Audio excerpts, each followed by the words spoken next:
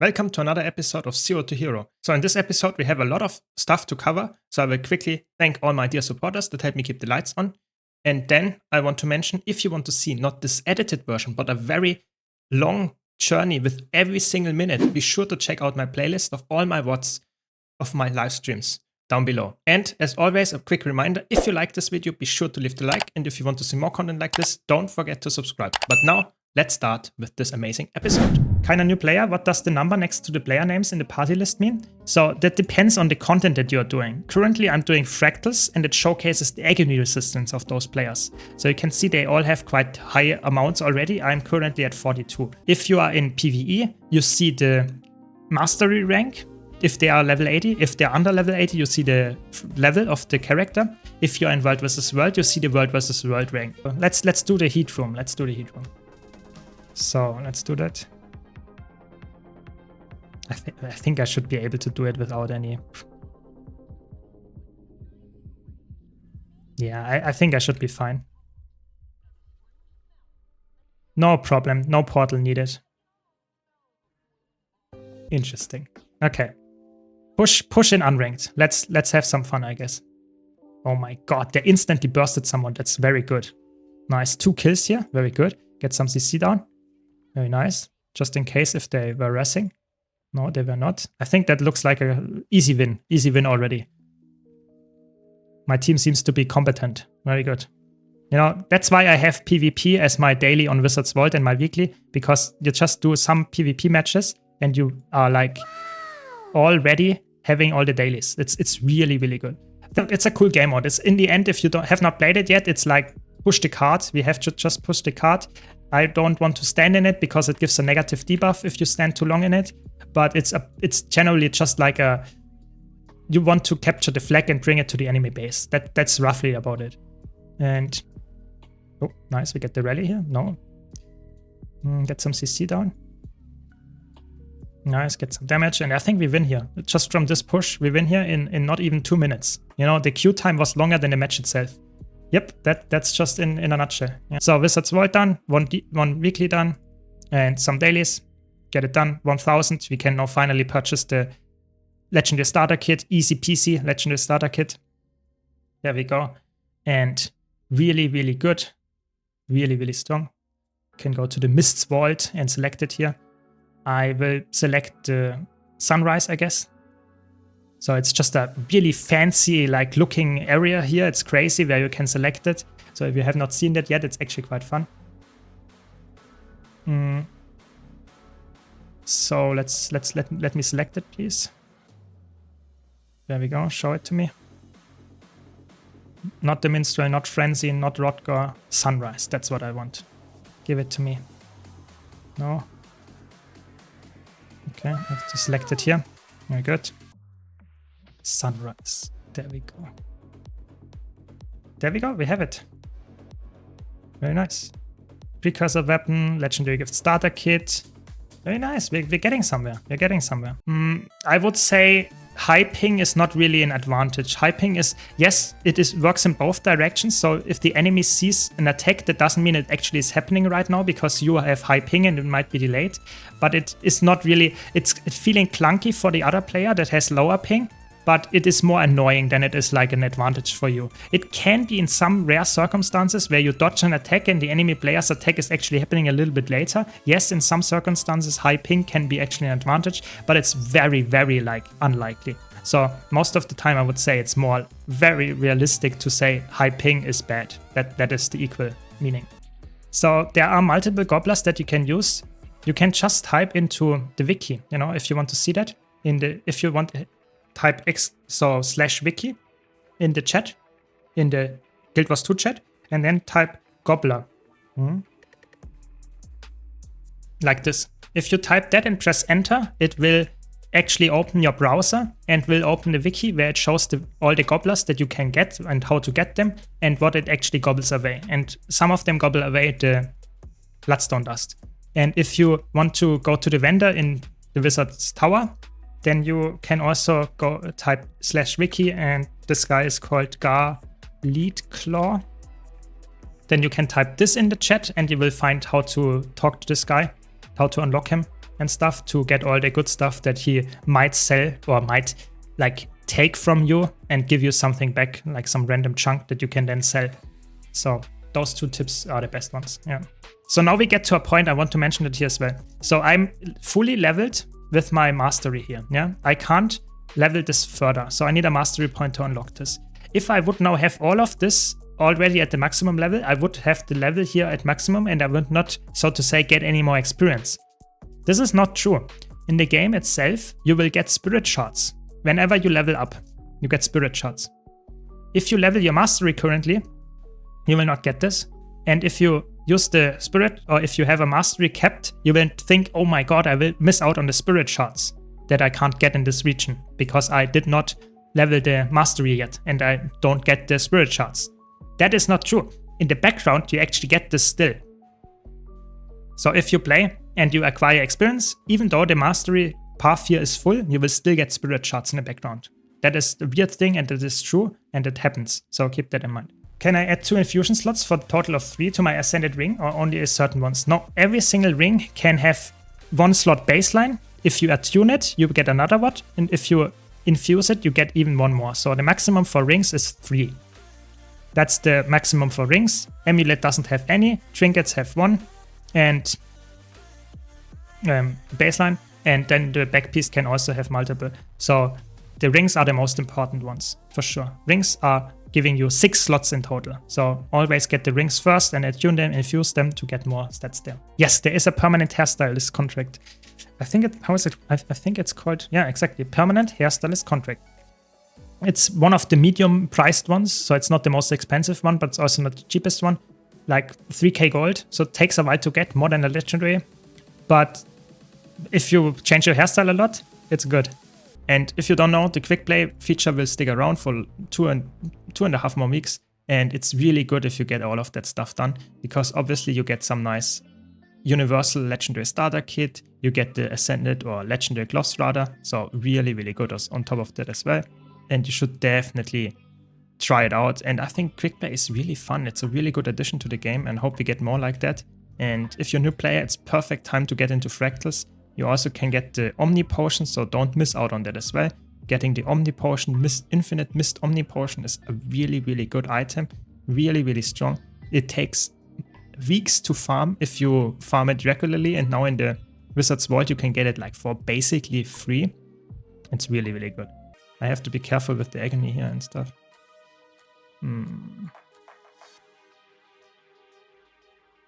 Give that to me.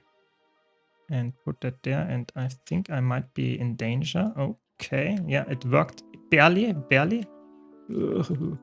Yeah, barely it worked, but we have a druid that heals me, very good. It's crazy. In tier 2 fractals, we already have a healer. That's crazy, very good. Yeah, this fractal, don't get me wrong. I think this fractal is one of the most unique fractals, and I like that. The thing that I don't like about this fractal is that it can, because of the instabilities, because of all the mobs that spawn here, it can get really frustrating because there are so many things happening that you can't really change and it can be really annoying. But I definitely agree that this is a very unique fractal, and yeah, we need more unique fractals, to be honest. We need more unique fractals because you will see this is now the hardest part when the final boss spawns. There is a lot of mobs that spawn as well. We have a healer, that's good, but if you don't have a healer here, even in tier 2, it might actually be scary, to be honest. It might be scary. Okay, there's the end boss. Captain Crow. Okay. So we have to do all with the mechanics here. And you see there are a lot of mechanics overlapping as well, even in tier 2 already. And we have some elite mobs spawning that also can CC you, that can have annoying like projectiles and stuff. So it's really like this fractal is really good to learn how the gameplay works and not get overwhelmed by all the mechanics and all the visual clutter. But it's even in tier 2 already quite, I wouldn't say a challenge, but it's definitely something that you notice the difficulty if you compare to other things. So if you do, I don't know, maybe the Chaos Fractal or something, that's way easier to do than this one here. It's definitely quite a big step in terms of difficulty. So not all fractals, even on the same tier, are not the same difficulty. Yeah. But that's okay. I think it's actually quite nice to have something that differs in difficulty. Of course, AoE is really good here. If you have a lot of AoE in the group, you can actually cleave them down, which is also quite nice and helpful. go out with the red AoEs because they are dangerous, and stick together with the green AoEs. That's the common rule in Guild Wars 2. So if there are any green AoEs, typically that means you have to stack. Any red AoEs means that you have to move out. It's not, there are some exceptions to this rules, but this is like the most common one. Very good, we did it, not a big problem. But yeah, we are slowly getting there. I think there is also the heart with the grubs. Very good, there's the Springer. Can we unlock the Springer here? There we go. Easy, we got the Springer. That's what we want. Very nice. So we can now, very good. Is there any way to auto-place ground clicking abilities like wells and other skills you have to place? So not really like a macro, but you can use a specific setting in there. I can show that. So there is 3 different settings for ground targeting. The first one is normal. The normal ground targeting means if I press my 5 skill, I have no hands on the keyboard. I can now use the skill, and when I press left click, it places it down. Yeah.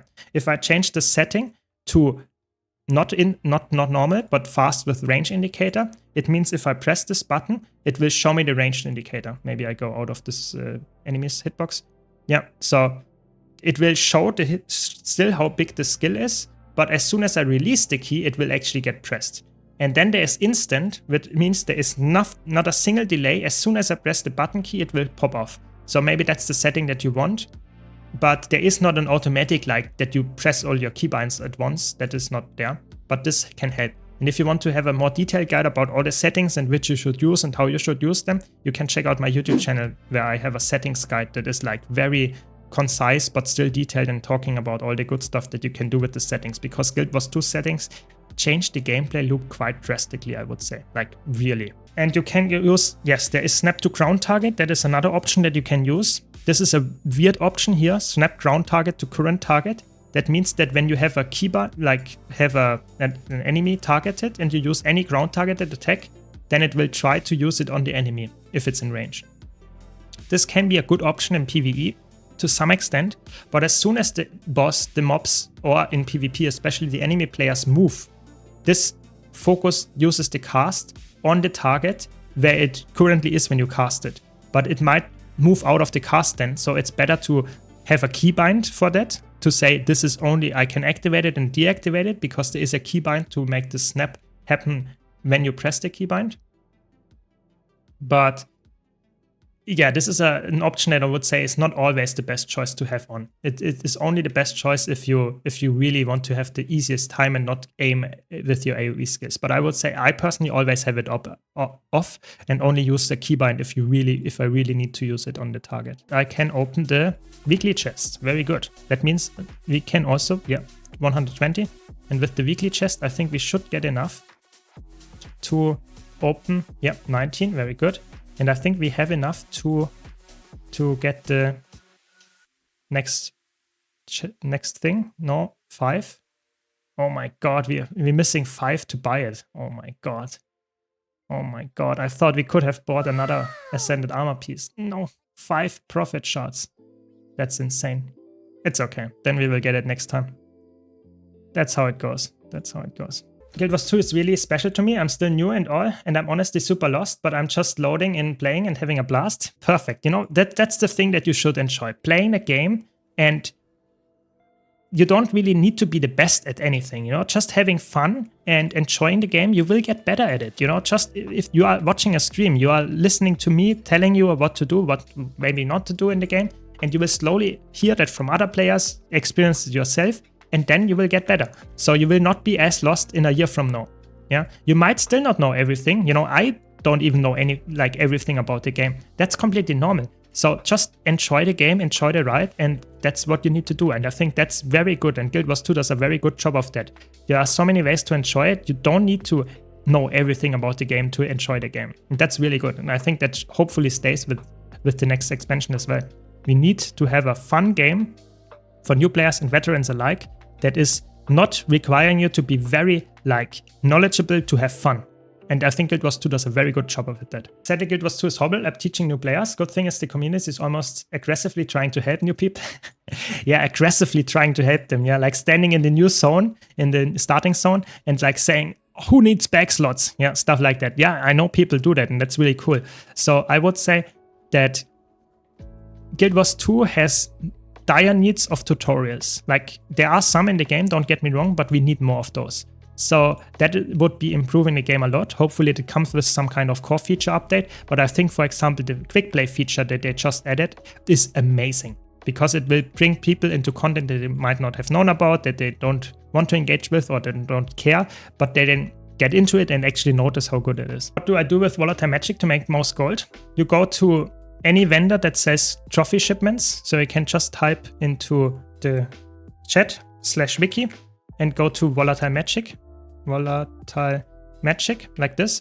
And then the wiki opens and you can then see the vendors where you can purchase the trophy shipments for Volatile Magic and 1 gold. And if you purchase the trophy shipments, you get a lot of tier 6 materials that you then can sell. You also get tier 5 materials, but you get a lot of tier 6 materials, which is the main thing. So just go to the wiki and see which vendor you have to go to. Yep, that's the best way of making money out of the Volatile Magic. October 28th, that's correct. That's when the expansion drops. You can always check that when the special reset happens. So when the special tab is resetting, that always means this is the time where you also get the next content drop. And the next content drop is the expansion. So this is like a jumping puzzle, so I have to be really careful here, to be honest. I'm really bad at jumping puzzles, if I haven't mentioned that before. Yeah, we made it. Very good. That actually was a jumping puzzle. I got 10 achievement points for that. Yeah, no portal. You know, that's how is it called? Confidence or stupidity. No portal, you know, who cares? You know, I have to redo it. You know, I have to live with my mistakes. It worked out in the end, but you're right. Portal would have been smarter. But, you know, you're not here for a smart streamer. You're here for someone that entertains you. You know, if I would fail the jumping puzzle 3 times in a row, you would be entertained by that, yeah? Wouldn't you, you know? There we go. Chronomancer unlocked. Finally, like, I waited like a long time for that, because Chronomancer is obviously way more potent than Mirage. Finally. As a healer, yeah. Heal Chrono. Very good. Now we can play it. Now we can play that. Very good. And we can now finally play that as well in like group content and stuff. And we are almost set up. We just need, that's the only thing that we need. We need the rival unlock. That's like, if we have the rival unlock, we are good to go. In open world, does mobility without a mount really matter? Nowadays, not really. Like, there are some niche cases where it might matter if you're doing a map completion very fast or something and don't have the mounts unlocked on this account or something. But if you are like having mounts and you are a veteran account, then mobility in open world does like barely matter, like barely. There are like fringe scenarios where you would say yes if you are in like some kind of in combat and you can't use a mount. But nowadays that's not even true anymore, because like mounts are something that you can use to get out of combat. So yeah, I think it's outdated nowadays to have mobility in an open world, but it's not really necessary. It can help, of course, to disengage fights or something, or just to reposition, but it's not necessary. Mobility in old story instances, exactly, like dungeons, old story instances, that kind of stuff. But other than that, it's really not that important. There we go. Been there, done that. Yeah, done. Easy. Easy. And a mastery point on top of that. Sadly, that's not enough. We need 1 more. No, 2 more. There we go. 2 gift of explorations. Can even make 2 legendaries now. And we got a key. Very, very good. And we can now start unlocking Virtuoso on top of that. So much stuff just in one thing. Okay, we can't purchase the helm yet. But we can purchase, let's see if we have some shards lying around. I don't think so. Then we can purchase the boots. Yeah, the boots is the next thing. We need healer's boots. That's very good. And yep, sounds good. Healer's boots. There we go. And light armor class, very good. And selecting Harrier. And we have the next gear piece. Very good. Can you show me how I can apply for this mission? Yes. So in the LFG, you can go to strike missions, and it's typically advertised as DS. You know, I joined the group here, Icebrood Saga 5 plus DS, so that means Dragonstorm. So if you see a group looking for this specific like shortcut, Dragonstorm, you can join them and they will do a 10-person Dragonstorm. if you want to join the public version, you can talk to this guy, and there is a public version. You can go in there. It's obviously recommended players here way higher than the 10-person group, but you can do that. And you can also create your own squad. If I would make a squad, you can also join the private squad. You don't even have to have a commander tag for that. That's how you do it.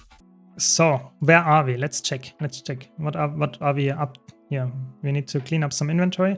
We already got like 31 tickets. So the tickets are actually quite good, but I can't really do anything with the tickets. We have 4 of 40, so 10% today in like, how long was it? Like half an hour or something? So we need like, yeah, 6 hours. Yeah, it's not perfect, but okay, what can you do? We get some more progress here, we need more of those. I think we don't have any skirmish chests lying around, no. Yeah, so it will take a while. We have to farm a lot of world versus world over the next few streams. But yeah, that's how it goes, I guess. At some point you have to farm the Gift of Battle.